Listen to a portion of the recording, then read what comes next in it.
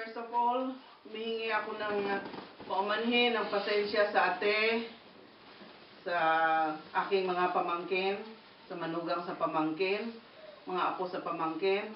Sorry na hindi kami makakauwi, hindi kami aabot ng flight sa Sunday na libing ng ate. Isang balik-tanaw sa buhay ng ate, 7 years ang gap namin ng ate. Kaya bata pa ako, nakita ko rin siya. Isang good wife, submissive to the husband, a good mother sa kanyang mga anak, at isa siyang believer, isa siyang anak ng Diyos. Sa kanyang pagkabyuda, naglingkod siya sa Panginoon, lumapit siya sa Panginoon, at she is a good daughter of God.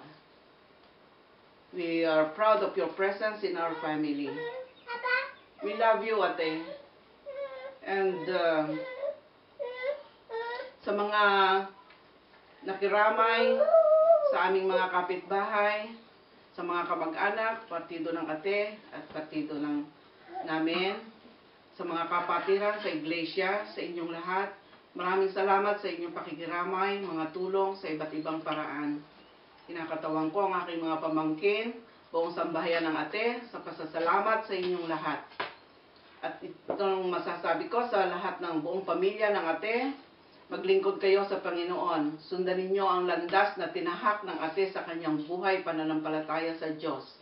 Manalig kayo sa Diyos, sa iisang Diyos na pinaglingkuran ng ate, Diyos ng inyong ina.